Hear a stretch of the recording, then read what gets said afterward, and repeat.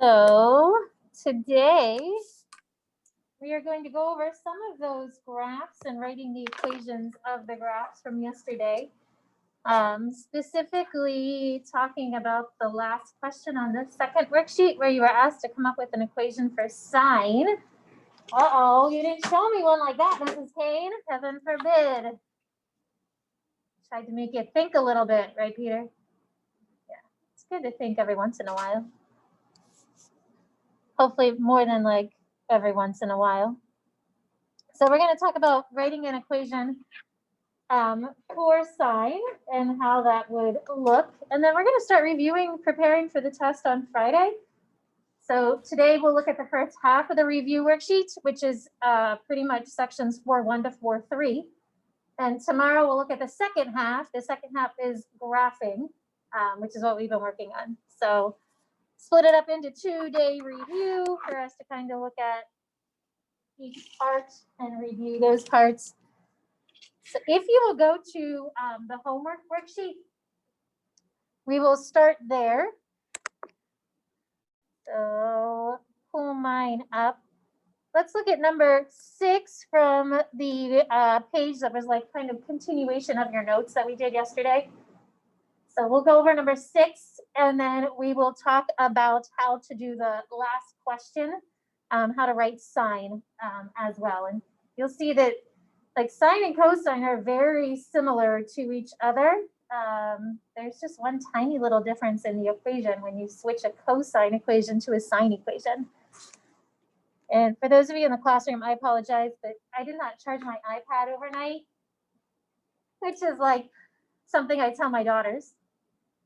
So my iPad is almost dead, which is why I'm sitting, because it's linked to my MacBook and at least getting some charge from my MacBook. So sorry. Do a lot of your teachers sit or do they stand still? 50-50. Yeah. I don't like sitting. I don't like being stuck up here either. But right now, I got to be stuck to my MacBook so that I can have a charge on my iPad. Not a very good parent if I can't follow my own advice. Both my girls' iPads were charged, though. I can say that. Charged and ready to go. Mine, not so much. Oh, well. All right, looking at number 6. This one here, we have a graph. The x-axis, again, make sure you're looking to see the way it's labeled. In this case, the x-axis is labeled in degrees. So when we go to calculate the period, we have to remember to keep that fact in mind. It doesn't matter what you find first. So as long as you have some kind of method and process as to how you're going about finding the information, totally up to you what you want to look at first. Peter, what would you find first in number 6? And how did you find that?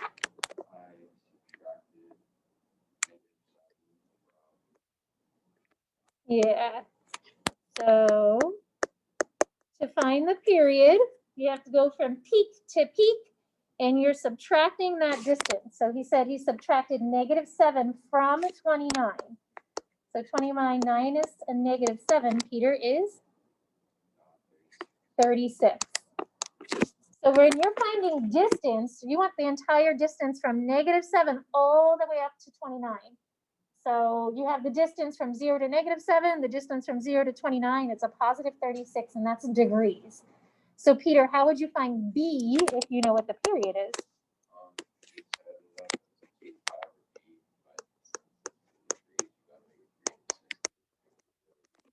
Yeah. Right. So 360 degrees over B is equal to 36. So when you cross multiply and then divide, you end up with B being 10 degrees. Yeah, and that is a degree amount. So you'd have 36B equals 360. You're taking 360 divided by 36 and you get 10 degrees. So that's our B value. So you find the period. Remember, the period doesn't go in the equation. It's B that's in the equation. All right, Jack, what else can we find? What would be next on your list of things to find? Yeah, that middle value. So this line right here, how would we find that, Jack?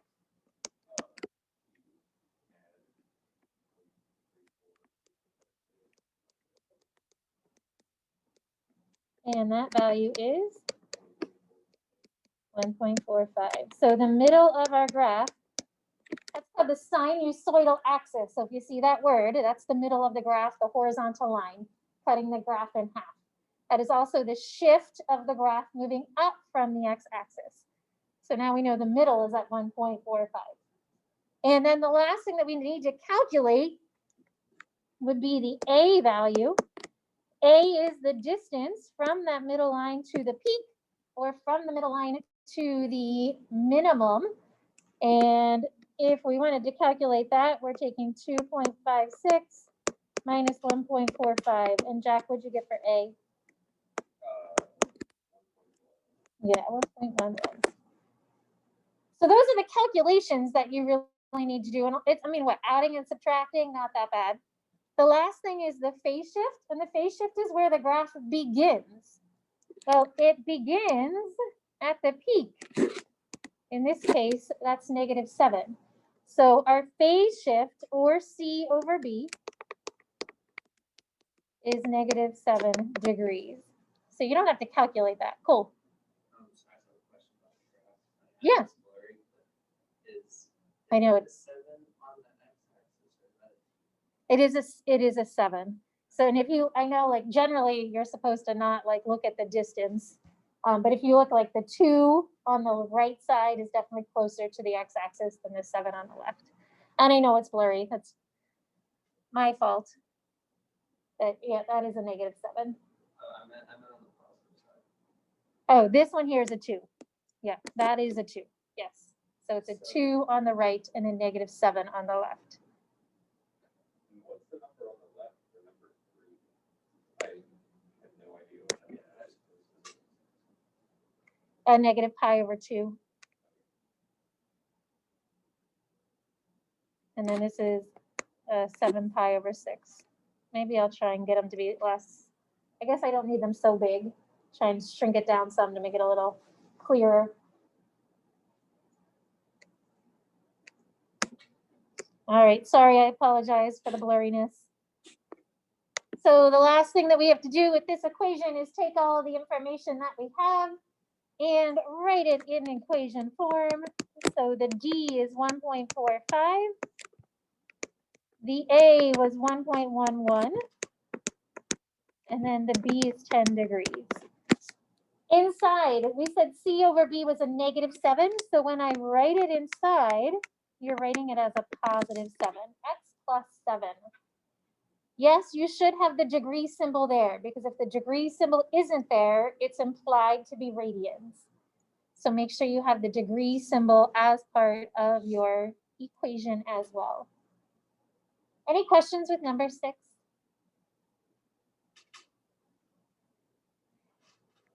All right, so we're going to go down to number 3 in the next one. And we're going to use number 3 and the answers you have for number 3 to try and write a sign equation for number 4.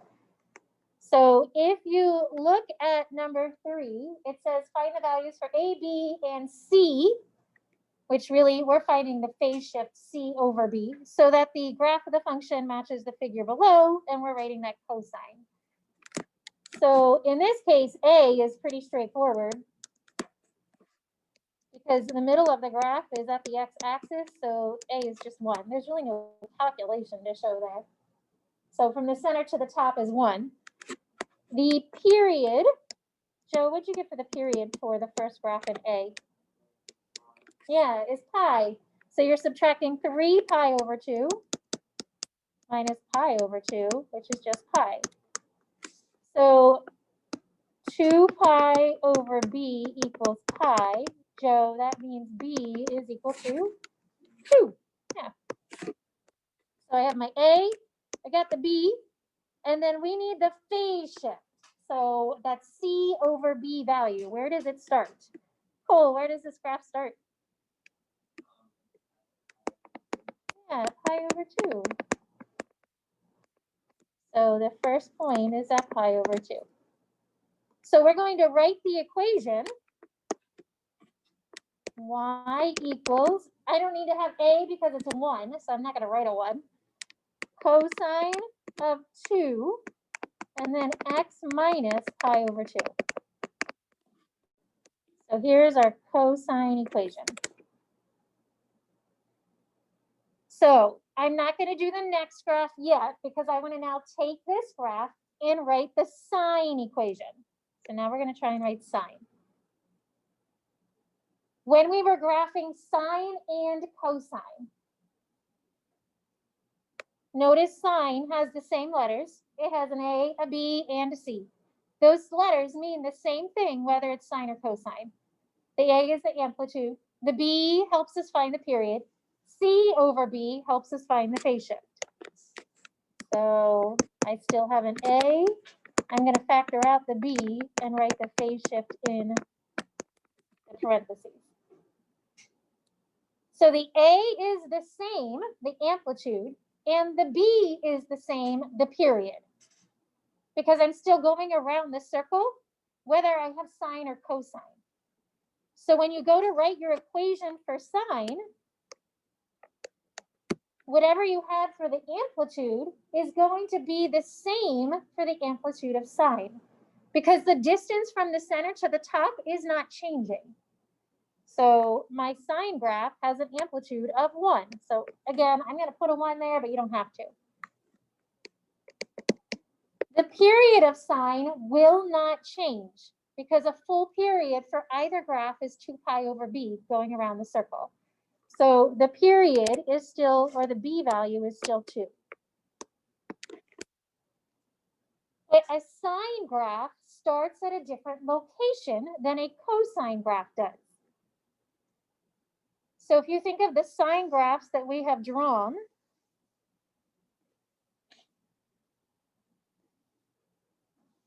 here's a nice looking sine graph.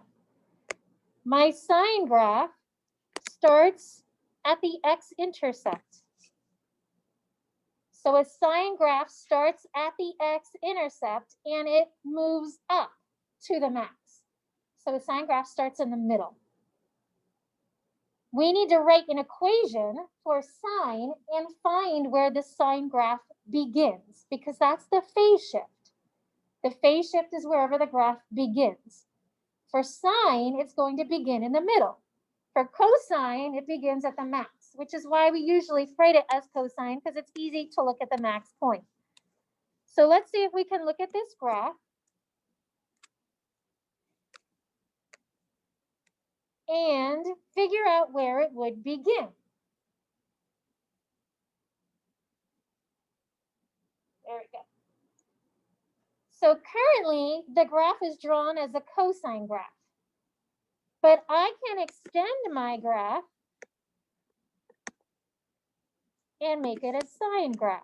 So sine goes up and sine goes down. So I am adding to this graph to make it look like a sine graph. We need to figure out what this first point is where the sine is crossing the x-axis, because that's the phase shift for sine. Now, I know that the cosine graph is pi over 2, and I know it ends at 3 pi over 2. But we should be able to figure out all of the other points of the graph as well. Does anybody know or could explain how you could find out the other points? Jack? You just do the same thing that you did to find PV, add 2 things and then divide by 2. So he said you can add 2 things and divide by 2. So Jack, let's start with this point where I have in the middle, where the minimum would be. Where would this minimum point be for the graph? Yeah, the minimum point right here is going to be at pi, because it has to be in the middle of pi over 2 and 3 pi over 2. So that's going to happen at pi.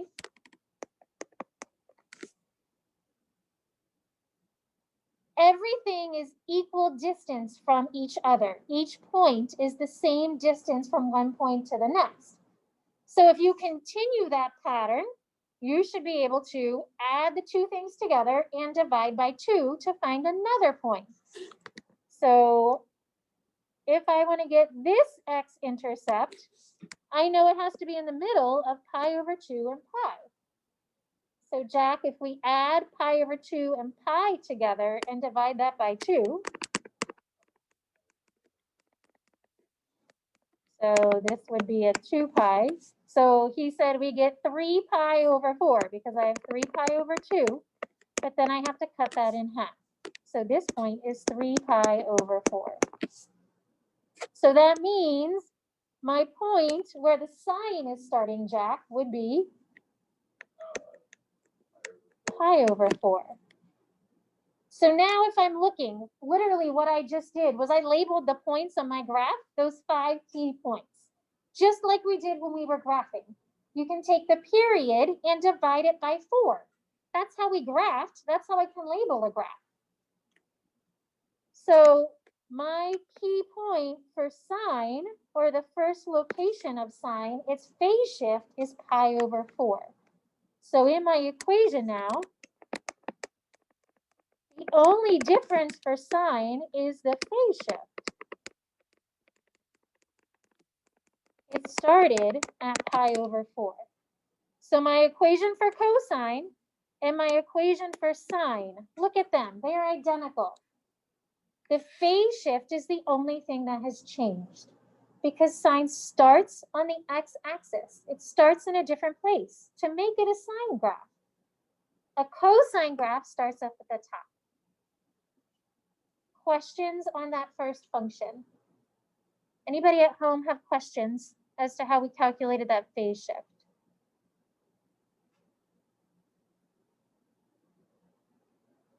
All right, let's look at the second equation. So the second equation, again, we want to find the cosine. And you don't have to do any calculations here for A again, because it's in the middle. It's just going up to 3. So there is no D value. The center of the graph is the x-axis. Peter, how would you calculate the period of this graph?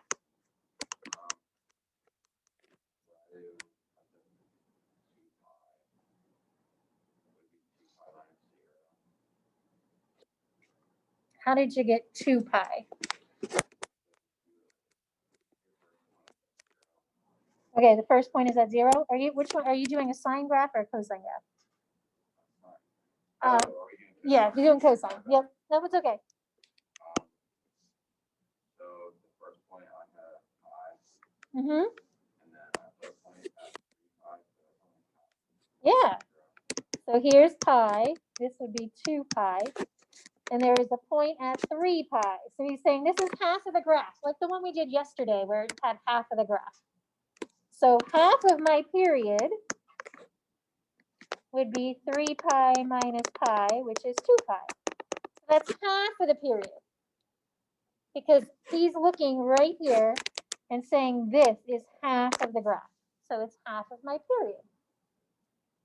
So then, Peter, what'd you do?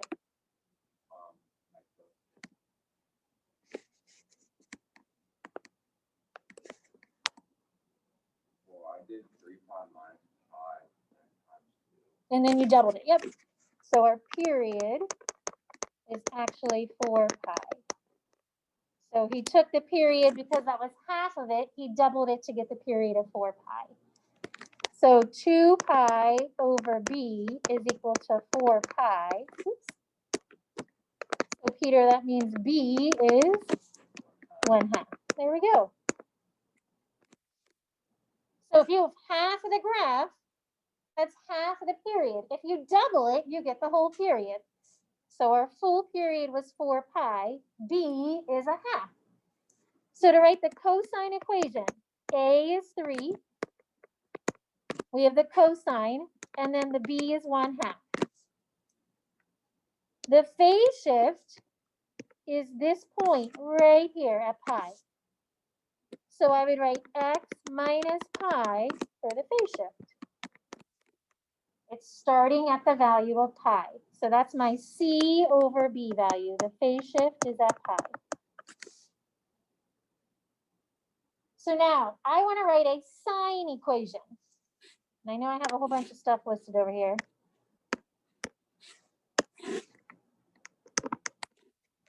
To write a sine equation, everything stays the same except the phase shift. So for my sine equation, A is still 3 because the stretch from the start to the top is still 3. My period is still the same. It's not changing because it's sine. The period is always the same for sine and cosine. So the period is 4 pi, the B value is a half. So if you can find those two things for sine or cosine, it's the same two pieces of information for sine. But sine starts in the middle. It starts on the x-axis. So Leah, what point would our sine graph begin at? So where does it touch the x-axis? It touches it at 0. So right here is where my sine graph begins. It begins at 0. That's where it's touching the x-axis. So my phase shift is 0. Remember, sine goes up and then it should go down and come back up. So sine is a hill and a valley. So when I go to write this sine equation, I would have my A, the sine of 1/2, and then there's not a phase shift. So it's just an x. I don't need an x minus 0 because x minus 0 doesn't really make sense. So when you go to write sine, A stays the same, B stays the same, D actually stays the same as well. If there was a D value, it would remain the same. The phase shift is the only thing that changes. Questions on that? So before we go to the review, I want you to go back up above and let's look.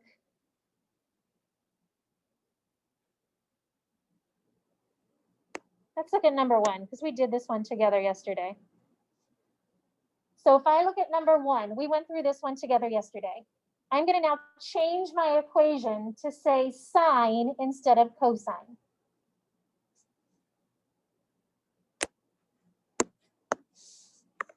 When you go to write a sine equation, the D does not change because the whole graph has shifted up 9, whether it's sine or cosine. The A doesn't change because from that middle to the top is still 6. The B is not changing, so I'm now writing sine. The only part that's changing is where it begins. Sine starts in the middle. So if there's a sinusoidal axis, it's going to start on the sinusoidal axis. My cosine started up at the max. My sine is going to start right here. That would be the phase shift for sine. And it's a negative 25 degrees. So when I go to write my equation for sine, again, A is the same, 6. D is the same, it's 9. B is the same, it's 2 degrees. The phase shift, sine has shifted to the left. That's the only part that changes from one equation to the next. So sine begins in the middle, cosine begins at the max. Any equation or any graph can have 2 equations, one for sine, one for cosine. All you're changing is the starting location. Does anyone have questions? Anyone at home have questions?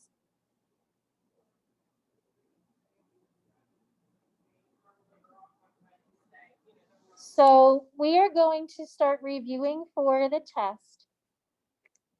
The review worksheet is the next page in the packet. Actually, it isn't the next page in the packet.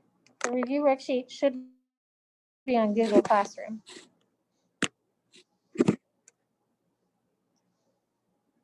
So if you go to Google Classroom,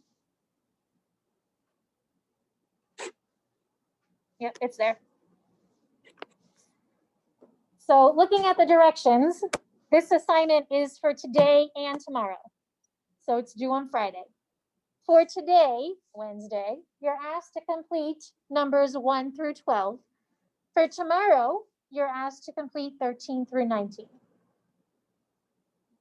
So if you want to open that up, send it to Notability.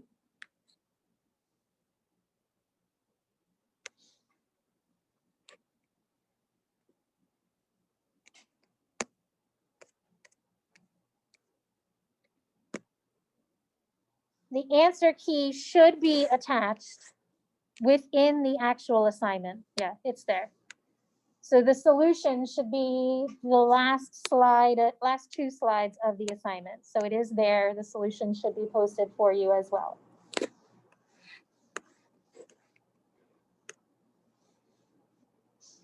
I'm going to let you work on this, but just a couple little reminders.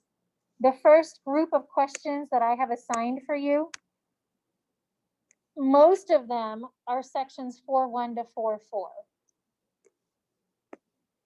The first question says find the length of an arc. So this is back from section 4.1.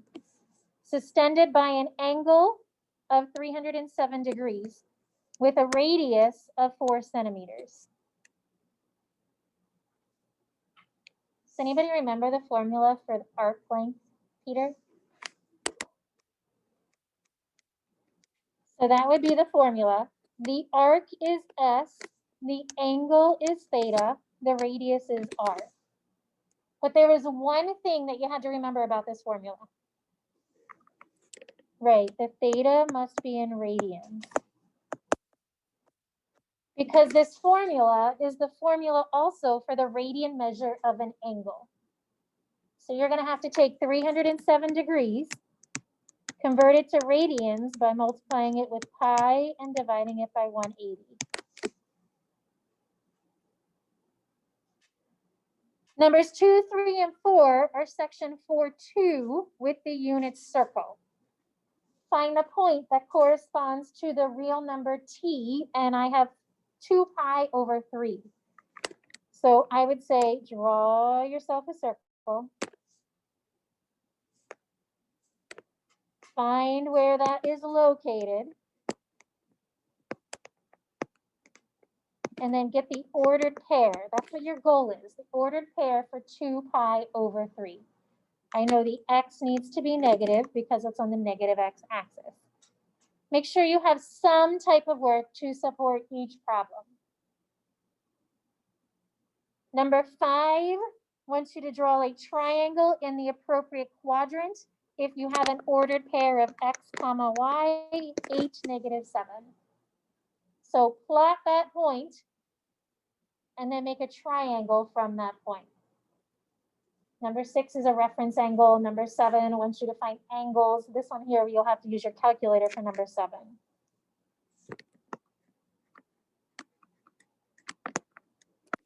So these types of questions, we haven't really done or talked about since the midterm because we've been focusing so much on graphing.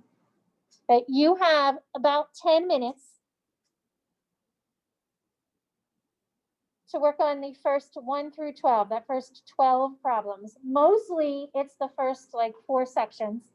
The last 2 problems on here, I think, actually deal with graphing. And then we will talk about some questions tomorrow. And then we'll just continue reviewing tomorrow for Friday's test. Does anybody have questions? Anybody at home have questions? So if you're at home, if you want to